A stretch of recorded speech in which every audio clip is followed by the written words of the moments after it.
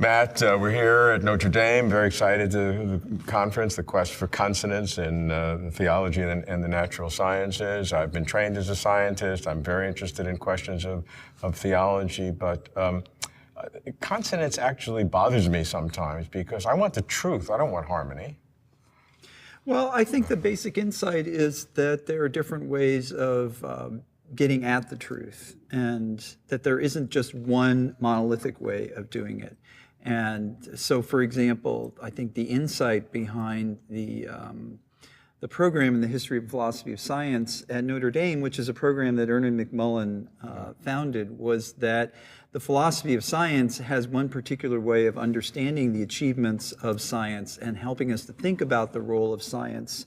But history has a different angle on it, and sometimes those are put against one another. So the historians of science and the philosophers of science aren't talking to one another or talking with one another.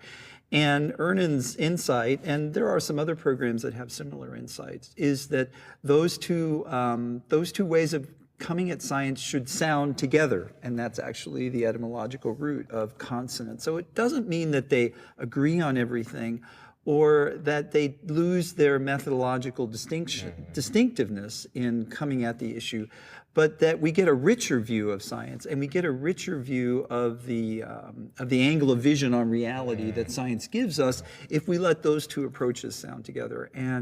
And that was the general philosophy, if you will, behind Ernan setting up the program. And he always did want to have theology in the conversation. It was just that it was complicated enough to have a doctoral program that had two very, on their own terms, complex disciplines involved. And to bring theology in added another level of complexity. But it's something that he always wanted. And so when I was, and he spoke about it with me, and when I became the director of the PhD program in theology, and Don Howard was the director of the HPS program, we wanted to try and come up with a theology track that would try and put those together. And Ernan was always very supportive of that. Again, not to reduce one discipline to the other, but to, again, on the insight that if we have these different perspectives on a very, very complicated phenomenon, science and modern culture, that we would get a richer view. And so that was really the So insight. if you have history and philosophy of science, these two angles to approach the nature of science, now you're adding a theology track on it. What are some specific topics or PhD thesis topics that would fit a theology track within history and philosophy of science?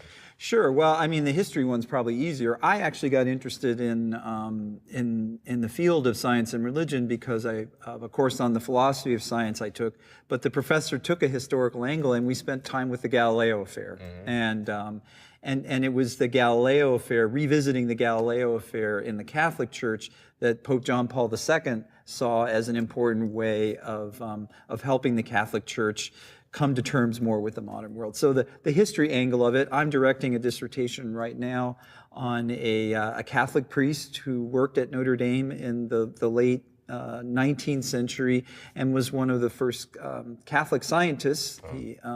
Who argued that evolution, there could be consonance, he didn't use that term, consonance between evolution and science. So I think the history, actually, there's a rich history of, and a complex history that can be plumbed there. If you take your perspective as a theologian, not as an intellectual and academic, but strictly as a theologian, and you look at this quest for consonance, what are some of your critical things that you look for? Well, let me try it this way. So in theology, what we try to do is we try to look at the way that for Christians, a certain event, the person of Jesus Christ, has offered answers to perennial human questions. So perhaps the easy one is the question of mortality, right? And the question of resurrection. We're coming up on Easter. But the way that question gets framed changes over time. And because it's one thing to talk about my own individual mortality, but what if we come to understand that we as a human race now have within our power to bring about the end of our species, or maybe even a dramatic, we're in the middle of a sixth extinction, right? Well, then the question of death takes on a different texture, right, than it does if you're just talking about my own individual death. But I'm thinking about, what if the end of our species is possibly on the table? Well, okay, do we just say, well, I guess we don't really, as Christians, have anything to say about that question? Well, if so, then I think that we're doing a disservice to the religious tradition. So what theology tries to do is to take a perennial question, which has a very different appearance because of what science tells us, but also because of the technologies that science have put at our disposal, and tries to say, what does our tradition have to help us as Christians, but something we can offer to the broader society. So that would be something where I think theology has to pay close attention to the view of the world that science gives us, precisely for the sake of its own fidelity to its own tradition.